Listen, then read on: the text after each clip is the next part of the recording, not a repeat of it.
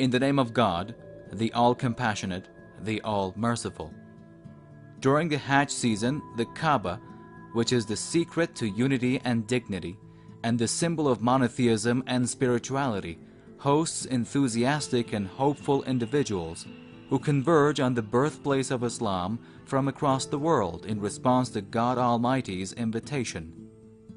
The Muslim Ummah can witness the compact image of its enormity and the diversity and the depth of faith in the hearts of the followers of this monotheist religion through the eyes of its representatives who have gathered here from all the four corners of the world, and to become familiar with this tremendous and unique asset. This self-rediscovery helps us Muslims to recognize and move toward our rightful place in today and tomorrow's world.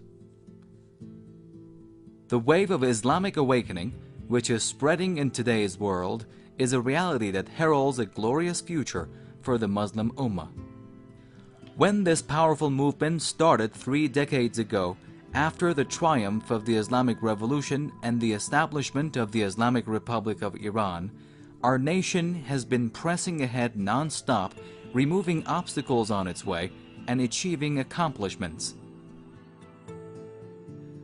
These accomplishments have led hegemonic powers to resort to more sophisticated tactics of hostility and make costly efforts to counter Islam. The enemy's extensive propaganda campaigns to promote Islamophobia are hasty attempts at sowing discord among Islamic faiths and fueling factional prejudices. Efforts to turn the Shias against the Sunnis and vice versa, to drive a wedge between Muslim governments, to play up differences and turn them into irresolvable conflicts, and the use of intelligence and spy agencies to promote corruption and depravity among the youth are all frantic reactions to the steady and firm steps taken by the Muslim Ummah toward awakening dignity and freedom. Today, unlike 30 years ago, the Zionist regime is no longer an invincible monster. Unlike 2 decades ago, the United States and the West are no longer the final decision makers in the Middle East. Unlike 10 years ago, nuclear know-how and other sophisticated technologies are not out of reach and far-fetched for the Muslim nations in the region. Today, the Palestinian nation is the symbol of resistance. The Lebanese nation has single-handedly shattered the Israeli regime's imposing facade and is the victor of the 33-day war. And the Iranian nation is the forerunner in moving towards the peaks.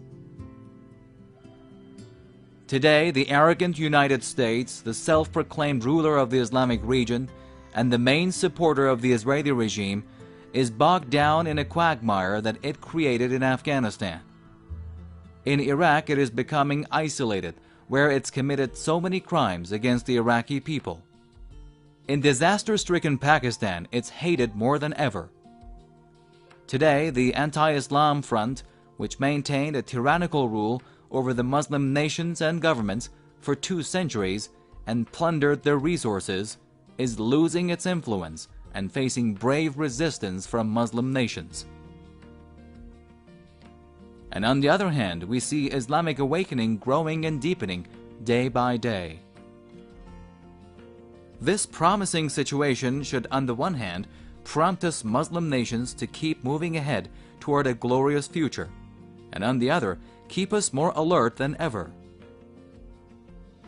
This general address undoubtedly requires more commitments from religious scholars, political leaders, intellectuals, the elite and the youth, and demands of them to make more efforts and remain at the forefront. It is stipulated in the Holy Quran that the Muslim Ummah was created to save humanity. The Muslim Ummah's main duty is to call to virtue and prohibit from vice, and to have unwavering faith in God. No virtue is better than rescuing nations from the demonic clutches of hegemonic powers, and no vice is worse than depending on and serving hegemonic powers. Today, helping the Palestinian nation and the besieged people of Gaza, sympathizing with and aiding the people of Afghanistan, Pakistan, Iraq, and Kashmir, resisting the encroachments of the US and the Zionist regime, safeguarding unity among Muslims, and fighting the foul hands and mercenary tongues which seek to harm Muslim unity, and promoting awakening as well as a sense of commitment and responsibility among Muslim youth are great responsibilities on the shoulders of the elite in the Muslim Ummah. The glorious Hajj rituals show us the right path to carry out these responsibilities and urge us to redouble our efforts and redouble our work. Peace be unto you and unto every pious person, and so may be the mercy of Allah and His blessings. Sayyid Ali Khamenei, November 8, 2010.